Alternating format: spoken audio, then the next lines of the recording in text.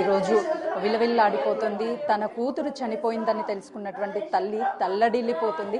ఒక్కసారి ఐషు నా కోసం రామ్మ అంటూ కన్నీరు మున్నీరు అవుతుంది. ఆ తల్లిని ఎంతమంది ఓదార్చే ప్రయత్నం చేసినా కూడా ఆ తల్లి తట్టుకోలేనటువంటి పరిస్థితిలో ఉంది.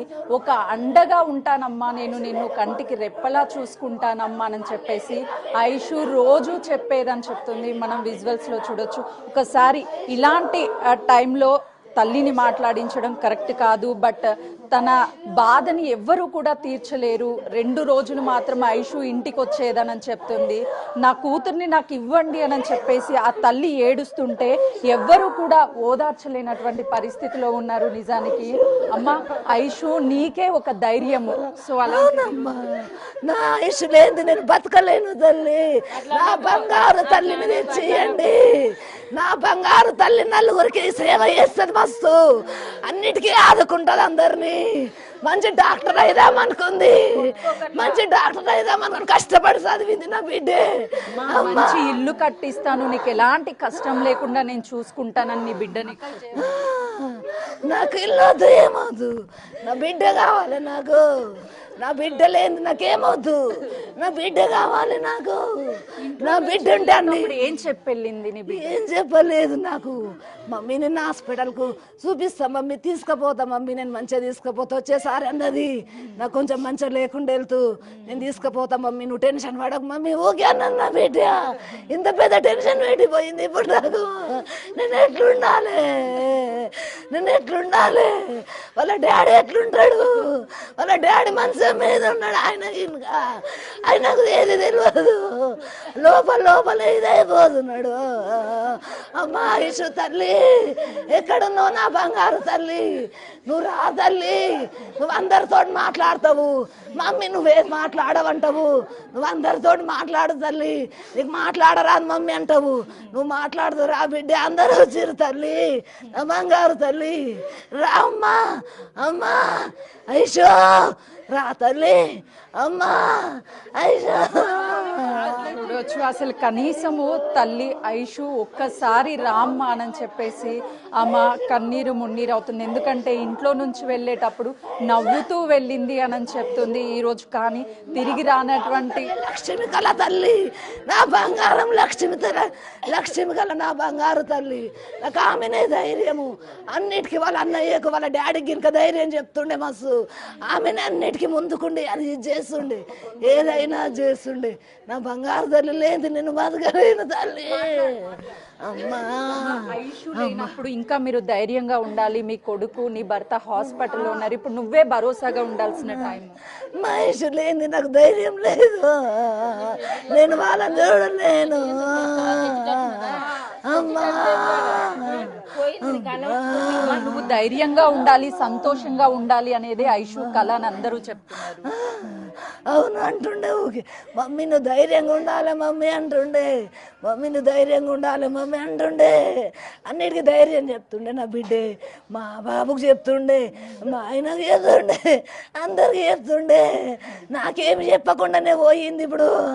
అమ్మ నువ్వు మంచిగా చదువుకొని మంచి డాక్టర్ అవుతానమ్మా అన్నది. అమ్మ కష్టపడి చదువుకుంది, ఇప్పటికి ఇంకా నైట్ పూట మస్తు మేల్కుంటే చదువుకుంటుంది నా బిడ్డ. ఇంత దేవుడు తీసుకుపోయిండు నా బిడ్డను. అమ్మా అమ్మా అమ్మా ఐషు. ఏం జరిగిందని నీకు ఎవరైనా చెప్పారా? ఎప్పుడు చెప్పారు ఐషు చనిపోయింది? నాకు చనిపోయిందని తెలియదు, చిన్న యాక్సిడెంట్ అయిందని తోలుకొని పోయారు అంతే. నాకు ఏదో చెప్పలేరు, తక్కువ అవుతుందనే చెప్పారు, ఏది తెలియదు. అమ్మ అమ్మ నాకు అక్కడ తోలుకొని పోయేటప్పుడు తెలిసింది నా బిడ్డ నాకు లేదు, కానీ నా బిడ్డ నాకు లేదని తెలిసింది. అమ్మో నేను బతకలేను, నా బిడ్డ లేదు. ధైర్యంగా ఉండాల్సినటువంటి సమయం నీ కొడుకు ఇక్కడ లేడు, నీ భర్త హాస్పిటల్లో ఉన్నారు. అమ్మా నా బిడ్డ లేదు, నాకు ధైర్యం లేదమ్మా, లేదమ్మా.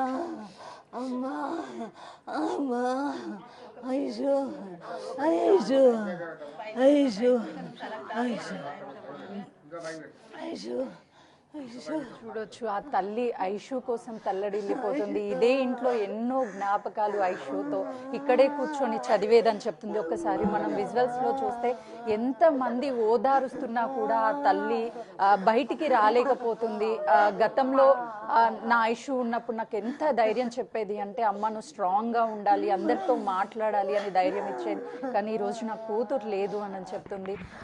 ఐశ్వర్య ఎలా ఉండేదమ్మా అంటే ఎప్పుడు సంతోషంగా ఉంటుంది మేడం, చాలా యాక్టివ్, హ్యాపీగా, చాలా హెల్పింగ్ నేచర్, బాగుంటుంది, అందరికి చాలా బాగుంటుంది. ఇంట్లో ఏం చేయాలన్నా కూడా ఐశ్వర్యని దగ్గరుండి ఎలా చేయాలి అని చెప్పేదండి. అన్ని ఆమెనే చెప్పేదమ్మా, అన్ని ఆమెనే సజెషన్లు ఇచ్చేది, అన్ని ఆమెనే చేసేది. ఆమె లేనిది ఏ పని గినక కాదు అసలు. రాత్రి నైట్ పూట గినక రాత్రి 1 గంట దాకా చదువుకుంటా కూర్చుంటే, చదువుకోక బిడ్డ పండుకో, పొద్దున లేస్తావు మళ్ళీ ఇప్పుడు వద్దంటే ఇంకా ఏం లేదు మమ్మీ, క్లాసులన్నీ డౌన్లోడ్ చేసుకుంటున్నా మమ్మీ, ఇనే క్లాసులు అన్నీ డౌన్లోడ్ చేసుకుంటున్నా మమ్మీ, అడిగినాలే పోయినాక అని అన్నది. నా బిడ్డ ట్యాబ్లు అన్నీ డౌన్లోడ్ చేసుకుంది, అన్ని చదువుకునేటి అన్ని డౌన్లోడ్ చేసుకుంది నైట్ 2 గంటల దాకా. డాక్టర్ అవ్వాలి అనేది మీ కలనా ఐషు కలనా? మా ఐశ్వర్య కలనే. నేను కష్టపడి మస్తు చదువుతో బిడ్డ, వద్దు ఇది వద్దు అని నేనన్నా. ఆమె కల. వాళ్ళ అన్నయ్య యాక్సిడెంట్ అయింది, యాక్సిడెంట్ అయితే ఆయనను చూసి నేను మంచి డాక్టర్ను కావాలని అన్నదమ్మా. పెద్ద యాక్సిడెంట్ అయింది మా బాబుకి అప్పుడు, ఆయనను చూసి నేను డాక్టర్ను కావాలని అన్నది ఆమె. అందుకే కష్టపడి చదువుకొని సీట్ తెచ్చుకుందమ్మా. అదే యాక్సిడెంట్ అయ్యి హాస్పిటల్లో అమ్మా అమ్మా లేని ఐషునైతే ఎవ్వరని తీసుకురాలేము. మీకు న్యాయం ఏ విధంగా జరుగుతుంది అనుకుంటున్నారు? నా బిడ్డకి ఎట్లా మంచి ఆత్మశాంతి కలుగుతుంది అదే జరగాలి ఏదైనా కానీ. నాకు అంతకంటే ఆశ ఏం లేదు. ఫస్ట్ వాడిని పట్టుకోవాలి, వాడు మాత్రం దొరకాలి. వాడికి రెస్పాన్సిబిలిటీ ఉంది కదా, వాడు గుద్దేసిపోయిండు. అదే ప్లేస్ లో వాడి కూతురు ఉంటే వాడు ఇట్లాగే వదిలేసిపోయేదా? వాడు ఇలాగే వదిలేసిపోకపోతుండే కదా, ఆ బిడ్డను తీసుకెళ్లి హాస్పిటల్కి అయితే వెళ్తుండే కదా. మరి ఈ బిడ్డకి ఇలా అయినప్పుడు వాడు ఎలా వదిలేసిపోతాడు? వాడిని అయితే ఫస్ట్ వదిలేద్దు, వాడిని వదిలేయడం అసలు కానే కాదు. వాడిని మాత్రం పట్టుకోవాలి, వాడు ఏడున్నా పట్టుకోవాలి. వాడు కారుతోటి మాకు సంబంధం లేదు, వాడితో మాకు సంబంధం లేదు, వాడిని మాత్రం పట్టుకోవాలి. వాడు ఎలా న్యాయం చేస్తాడో. ఇప్పుడు వాడు డబ్బు ఇస్తాడు, వాడు ఏదున్నా కానీ డబ్బు అనేది అంటారు, డబ్బు ఇస్తాడు. కానీ ఆ డబ్బు ఆమె లక్షలలో సంపాదిస్తుంది. ఆమె కాబోయే డాక్టరు. ఈరోజు ఆమె డాక్టర్ అయి ఉంటే ఒక్క పేషెంట్ ని చూసినా ఆమెకు వస్తాయి పైసలు.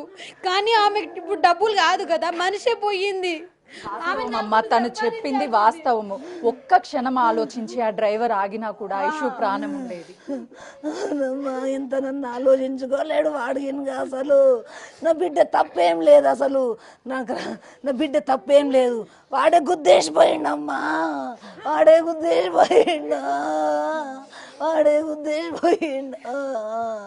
ఆ సిచ్యువేషన్ లో వాళ్ళ కూతురే ఉండుంటే తను ప్రశ్నించినట్లు ఆగకుండా ఉండేవాడు.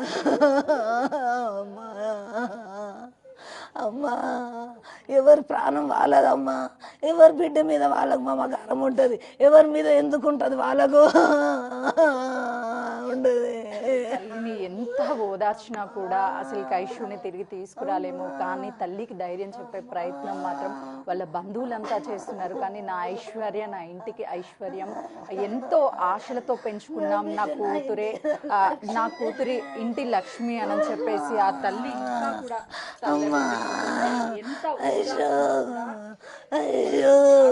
మాత్రము ఐషు నా బిడ్డని ఒక్కసారి తిరిగి తీసుకురండి అని చెప్పేసి ఆ తల్లి ప్రాధేయపడుతుంటే నిజంగా ఆ ఐశ్వర్య అందరిలోనూ ఎప్పుడు కలవడిగా ఉండేది, ఎంతో సంతోషంగా ఉండేది అని చెప్పేసి తల్లి కూడా నా కూతురు నాకు కావాలి అని చెప్పేసి తల్లడిల్లిపోతుంది. ఎలా అయినా సరే నా కూతురికి న్యాయం చేయాలి, ఆత్మ శాంతించాలి అంటే నా కూతురు ఏం కోరుకుంటుందో అది చెయ్యాలి అని చెప్పేసి ఆ తల్లి చెప్తుంది. కెమెరామెన్ వినోద్తో సుజాత, హయత్ నగర్.